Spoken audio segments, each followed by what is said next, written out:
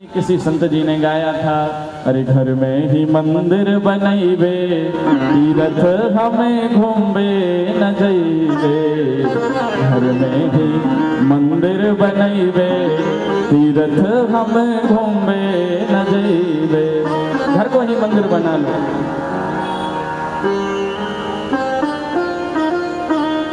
और जब हम घर में ही मंदिर बना लेंगे तो हमारा घर स्वर्ग बन जाएगा। अब यहाँ देखो, भगवान जब रास रचा रहे थे, रास रचाते रचाते गोपियों के मन में अभिमान आ गया। हम ज्यादा सुंदर हैं ना, हम बहुत सुंदर हैं। भगवान हमारी सुंदरता पर मोहित होकर के और हमारे साथ रास रचा रहे हैं। हम बहुत सुंदर हैं, इसलिए गोविंद हमारे साथ रास रचा रहे हैं। गोपियों के मन में अभिमान आया और राधा रानी को मान हो गया। मान में और अभिमान में बहुत अंतर होता है। मान का मतलब होता है, राधा रानी को कैसा मान हुआ, बोले जैसे हमारे साथ में भगवान रास रचा रहे हैं, वैसे इन गोपियों के साथ में रास रचा रहे हैं। ठाकुर मेरे, ठाकुर मेरे, ठाकुर मेरे, ठाकुर ठाकुर मेरे,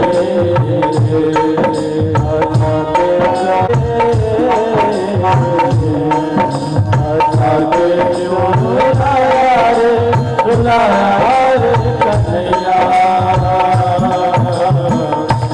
ठाकुर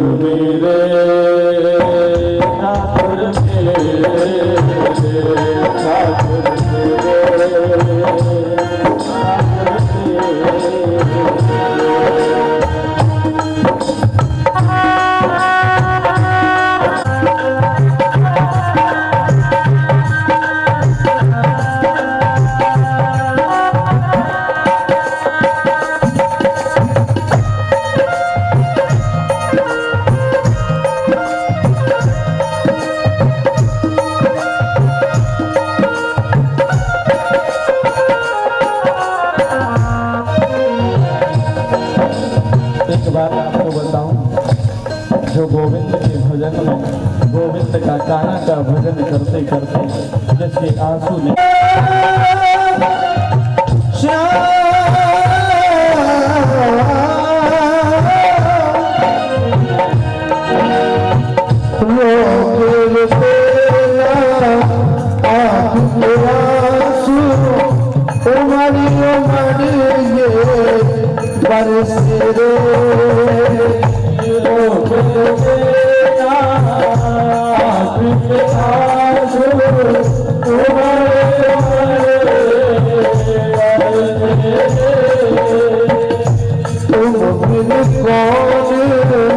सुनेगा मेरी, जाऊंगा तेरे दर से, जाऊंगा तेरे दर से।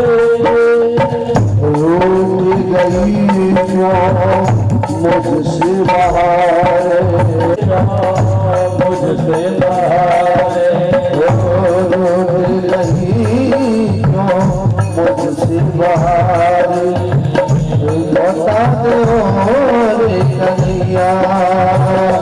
ठाकुर मेरे, ठाकुर मेरे। इस भाव को अपने मन के अंदर रखें। जिस समय हमारे ठाकुर जी गोपियों को छोड़ करके चले जाते हैं, सारी गोपियां भी आवाज में और राजू जी को लौट गए हैं। फूल खिलाकर खुशियों के, फूल खिलाकर खुशियों के, ये क्या हुआ मुख मोड़ दिया। फूल खिलाकर खुशियों के, ये क्या हुआ हाथ पकड़ कर चलने वाले, हाथ पकड़ कर चलने वाले, काई अकेला छोड़ दिया।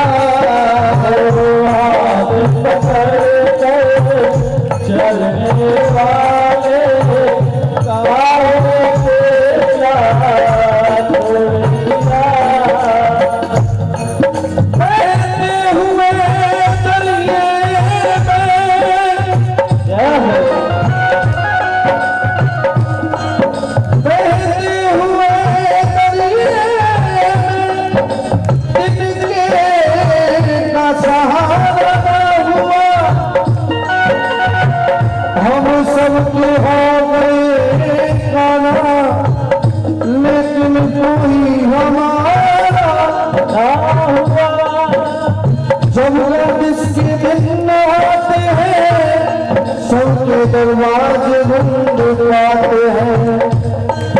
एक दिन हंसी करने वालों के चेहरे भी उतर जाते हैं।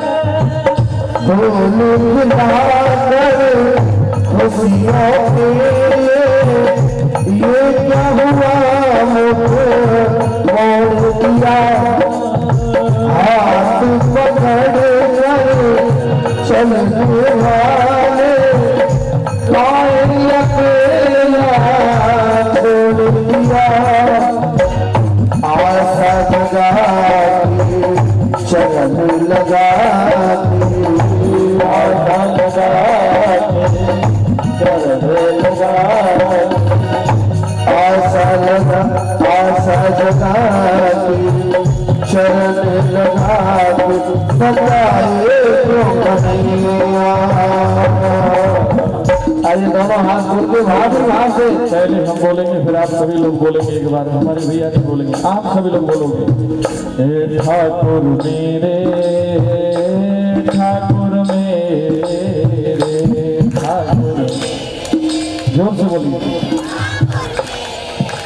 हे ठाकुर मेरे, ठाकुर मेरे, ठाकुर मेरे, ठाकुर मेरे।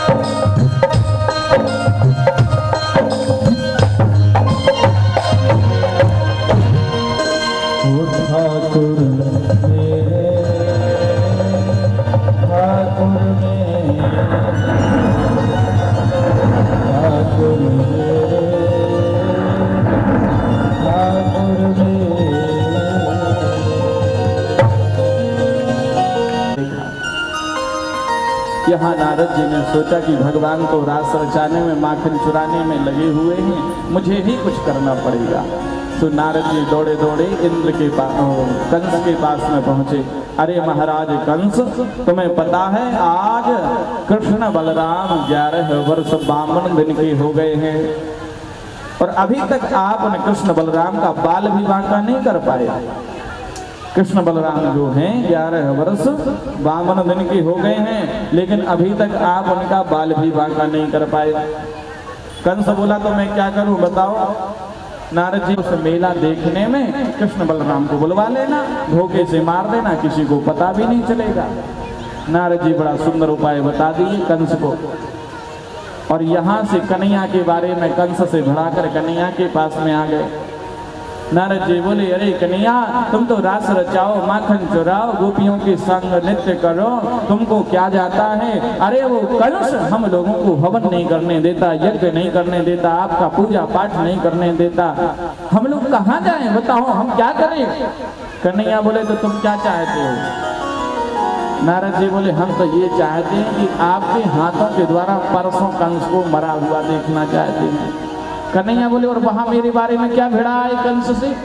वहां कंस से कहे जाए कि मैं कृष्ण बलराम को मरा हुआ देखना चाहता हूं, और यहाँ आकर उससे मेरी भिड़ा रहे हो। यहाँ पर मुझसे उसकी भिड़ा रहे हो।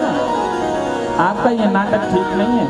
नारद जी बोले, महाराज दास तो आपका ही हूँ, सेवा तो आपकी ही कर रहा हूँ। अब एक बात बताओ, यदि हम आग का अंगारा हाथ पर रखेंगे तो क्या जलेगा। आग का यदि हम अंगारा हाथ पर रखते हैं तो क्या जलेगा बताइए, बताइए क्या जलेगा। यदि हम आग के अंगारे को हाथ पर रखेंगे तो क्या जलेगा। बोले हाथ, और आग के अंगारे पर हाथ को रखेंगे तो क्या जलेगा, फिर भी हाथ ही जलेगा। उसी प्रकार आप कन्हैया के पास में, आप कंस के पास में जाओ या कंस आपके पास में आए, मरना तो दोनों परिस्थिति में कंस को ही पड़ेगा। भगवान ने कहा चिंता मत करो, जल्दी तुम सब लोगों का उद्धार करवाऊंगा, बिल्कुल चिंता करने की जरूरत नहीं है, बिल्कुल टेंशन मत लो। नारद जी तो यहाँ पर कन्हैया से कह के चले गए। वहां पर कंस ने तुरंत अक्रूर जी को बुलवाया। अक्रूर जी को बुलवा कर कहने लगे, अरे अक्रूर जी, आपको पता है वसुदेव जी ने मेरे साथ कितना बड़ा धोखा किया। अरे नंद के यहाँ जो दो पुत्र हैं ना, कृष्ण बलराम, वो वसुदेव के ही पुत्र हैं। वहां पर छोड़ आए थे नंद बाबा के यहाँ। इन लोगों ने मेरे साथ कितना बड़ा धोखा किया है। मैं नहीं चाहता कि वो लोग बड़े होकर मुझे मारें, इसलिए एक काम करो, तुम जाओ रथ लेकर के और कृष्ण बलराम को यहाँ लेकर आओ। वो मेला देखने में लगे रहेंगे, मैं धनुष यज्ञ कर रहा हूँ, मेला देखने में लगे रहेंगे, मैं धोखे से उनको मरवा दूंगा। अब जो अक्रूर जी हैं वो कन्हैया को तो बड़ा प्रेम करते हैं। अक्रूर जी ने सोचा, बताओ इस पापी के मन में कैसा भाव जागृत हुआ है कन्हैया के प्रति, लेकिन यदि मैं नहीं जाऊंगा कन्हैया को लेने तो ये बड़ा दुष्ट है, पापी है, मुझे मार देगा, बहुत दुष्ट है ये, मुझे मार देगा, इसलिए जाऊंगा तो मैं। तो अक्रूर जी ने बड़ा सुंदर रथ सजाया, मन में बढ़िया बढ़िया विचार चल रहे हैं। कन्हैया से मिलेंगे, दाऊ भैया से मिलेंगे, कन्हैया तो मेरे पास आ जाएगा, काका जी आ गए, काका जी आ गए, दौड़ा दौड़ा आ जाएगा। अब देखो मथुरा से वृंदावन आने में कुल 1 घंटा लगता है। कितना समय लगता है मथुरा से वृंदावन आने में? 1 घंटा। लेकिन अक्रूर जी प्रातः काल यहाँ से रथ सजाकर निकले थे और पहुंच कब रहे हैं? शाम को। मन में अनेक प्रकार के विचार चल रहे हैं। मैं कन्हैया के पास जाऊंगा, कन्हैया से ऐसी बात कहूंगा, कन्हैया से वैसी बात कहूंगा। जहाँ घोड़े चरने में लग जाएं सो चरते रहते हैं, जहाँ पानी पीने में लग जाएं सो पानी पीते रहते हैं। ऐसे करके शाम को पहुंचे अक्रूर जी। वहां से कन्हैया और बलदाऊ भैया गौ चराते भय आ रहे थे। दूर से जैसे ही देखा अक्रूर जी ने, अरे कन्हैया तो गौ चराते भय आ रहे हैं। वहां से कन्हैया ने देख लिया, दौड़े दौड़े आए, अरे काका जी आ गए भैया, अरे दाऊ भैया, काका जी आए हैं, काका जी। तो दाऊ भैया और कन्हैया दौड़े दौड़े गए और अक्रूर जी के हृदय से लग गए। काका जी बहुत दिनों बाद आए, इतने दिनों बाद याद आई हमारी। अक्रूर जी बोले, कन्हैया तुमको तो पता ही मैं क्यों आया हूँ। कन्हैया बोले, मुझे सब पता है, पर ये बात आप मेरी माँ से मत कहना, मेरी माँ रोते रोते मर जाएगी, उससे कभी ये मत कहना कि मैं कृष्ण बलराम को लेने को आया हूँ, वो रोते रोते मर जाएगी। कृष्ण बलराम ने अक्रूर जी को साथ में लिया और नंद भवन में पहुंचते हैं। नंदराय जी ने बहुत सुंदर स्वागत किया अक्रूर जी का। रात्रि में भोजन कर रहे थे, यशोदा मैया अंदर भोजन बना रही थी, कन्हैया पास में बैठे, दाऊ भैया पास में बैठे। नंदराय जी ने पूछा, अक्रूर जी बहुत दिनों बाद आए मित्र, क्या बात है, आजकल आते नहीं? अक्रूर जी कहने लगे, देखो नंद बाबा, मैं इसलिए आया हूँ, मथुरा में एक यज्ञ हो रहा है, धनुष यज्ञ। दुनिया के संसार के सभी बच्चे लोग यज्ञ देखने जा रहे हैं, तो मैंने सोचा हमारे जो 2 लाला हैं वो क्यों रह जाएं, उनको भी मेला घूमने का मौका मिलना चाहिए, तो मैं तो उनको लेने आया हूँ। यशोदा मैया अंदर भोजन पा रही थी, एक निवाला तोड़ा ही था, हाथ के पास मुंह के पास गया ही था वो निवाला कि इतने में अक्रूर जी ने कह दिया कि मैं कृष्ण बलराम को लेने को आया हूँ। तो मैया के हाथ से वो निवाला नीचे छूट गया। दौड़ी दौड़ी आई, अरे किसी को मेरी कुबेर जैसी संपदा चाहिए तो हंसते हंसते दे दूंगी, किसी को यदि मेरी कुबेर जैसी संपदा चाहिए तो अभी छोड़ दूंगी, तुम्हें हीरा चाहिए तो हीरा ले जाओ, जवाहरात चाहिए तो जवाहरात ले जाओ, मेरी धन संपदा चाहिए तो धन संपदा ले जाओ, और कृष्ण बलराम को मैया के आंखों से झरझर करके आंसू टपक रहे थे। तुम कन्हैया को लेने आए हो, हमारे प्राणों को लेने आए हो? अरे जब मैं मर जाऊं तब कन्हैया को लेने आना, मेरे प्राण रहते मैं कभी कृष्ण बलराम को तुम्हारे साथ नहीं भेजूंगी। तुमने सोच भी कैसे लिया कि मैं कन्हैया को तुम्हारे साथ भेज दूंगी? रात्रि भर मैया को नींद नहीं आई। अक्रूर जी तो शयन करने चली गई। कन्हैया ने आकर देखा कि मैया अपने भवन में नहीं है। कन्हैया बाहर आए तो मैया एक खंभे से सिर लगाई थी और सिर लगाकर खड़ी हुई थी। मैया की आंखों से झरझर करके आंसू टपक रहे थे। कन्हैया ने माँ को हृदय से लगा लिया। माँ क्यों रो रही है तू? मैया ऐसे मत रो। देखो मैया, अब क्या तुम ये नहीं चाहते कि आपका लाला कहीं घूमने न जाए? ऐसे मत रो मैया। मैया ने कहा लाला तो चलो जावे को, मैं बेटा तेरे बिना कैसे रहूंगी? बेटा जब तुम गौचारण करके जायो करे ना, जब तुम गौचारण, भैया ये बंद करवा दो डीजे अभी।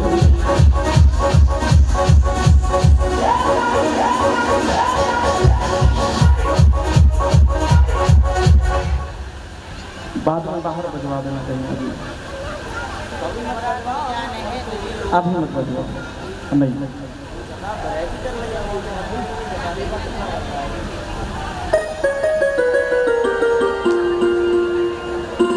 वृंदावन बिहारी लाल की जय। भैया शांति से सभी भक्त भागवत श्रवण करें।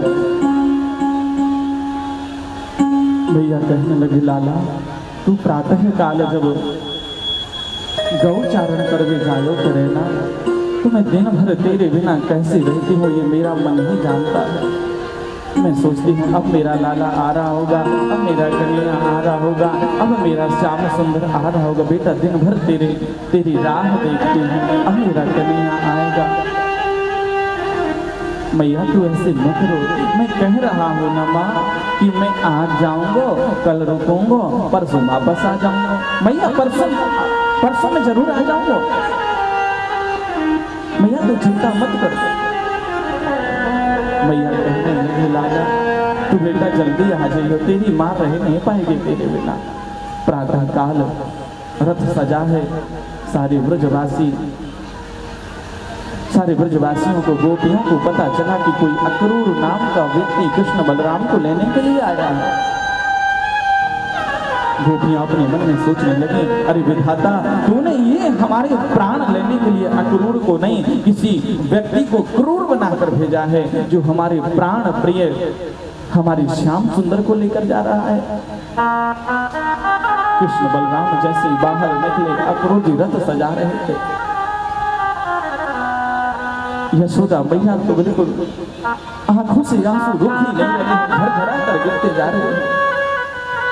मैया एक आंख से आंसू भी पहुंचते जा रही है और एक हाथ से लाला के ऊपर हाथ भी फेरती जा रही। बेटा अपना ध्यान रखियो, तू इतनी दूर जा रहे हो है बेटा, टाइम से प्रसाद पातो जाइयो, माखन खातो जाइयो, मिश्री खातो जाइयो, बेटा भूखो मत रहियो।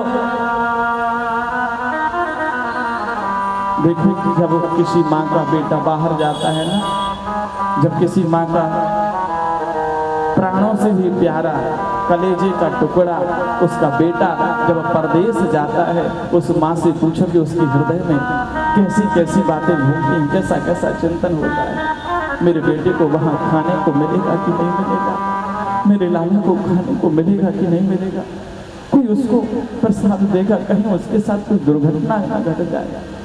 माता पिता अपने बच्चों के बारे में क्या क्या नहीं सोचते। और मैं तो उन बच्चों को धिक्कार करता हूँ, उन बच्चों को धिक्कारता हूँ जो ऐसे करुणा, ऐसा प्रेम लुटाने वाले माता पिता को गलत शब्द बोलते हैं या उनको जवाब देते हैं। ऐसे बच्चों को धिक्कार है जो अपने माता पिता की ममता को नहीं समझ पाते। भैया इस संसार में माँ बाप जैसा प्यार देने वाला कोई दूसरा नहीं होता। माँ बाप जब तक उनकी प्रेम से सेवा कर लो, जब माँ बाप नहीं रहेंगे ना तो ढूंढते फिरोगे इधर उधर कि कोई भोजन की पूछने वाला मिल जाता है, कोई एक लोटा पानी देने वाला मिल जाता है। इधर उधर ढूंढते फिरोगे, कहीं मुझे मेरी माँ की झलक मिल जाती तो एक बार उसको देख लेना। तुम्हारे मित्र संबंधी तो सो जाएंगे रात में, तुम क्या कर रहे हो क्या नहीं कर रहे हो कोई चिंता नहीं रहेगी, लेकिन एक माँ होती है जो रात के 2 बजे तक भी अपने बेटे की राह देखती है कि हम मेरा लाला आ रहा होगा, अब मेरा बेटा आ रहा होगा। रात भर उसका ध्यान करती है। प्रातः काल कृष्ण बलराम जाने वाले थे, यशोदा मैया भी तैयार हुई। यशोदा मैया की आंखों से आंसू तो गिर ही गए थे। एक हाथ में माखन लेकर के आई। कन्हैया बाहर जैसे निकले, अरे लाला, अरे भैया कन्हैया और दाऊ भैया, ये माखन खा लो ना, ये मिश्री खा लो ना थोड़ी सी बेटा, वहां पता नहीं खाने को मिलेगा कि नहीं मिलेगा, मेरे हाथ का एक बार तो और खा दो। कन्हैया ने माखन खाया, मिश्री खाया। माँ तो ऐसे मत हो मैया, कृष्ण लेते हैं ब्रज से विदाई की, मैया मोहे याद ना करे। कृष्ण लेते हैं ब्रज से याद ना करे, कृष्ण लेते हैं ब्रज से विदाई की, मैया मोहे याद ना करे।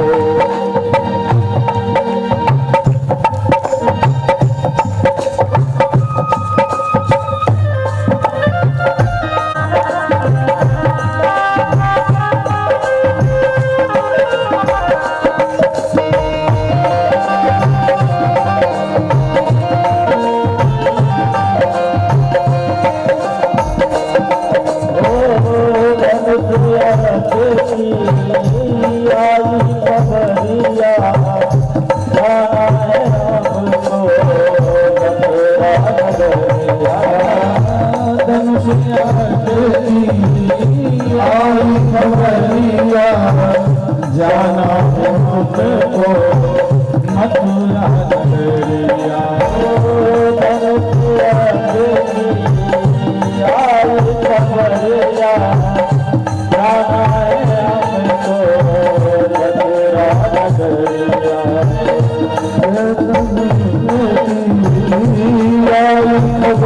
नगरिया। जाना है हमको मथुरा नगरिया।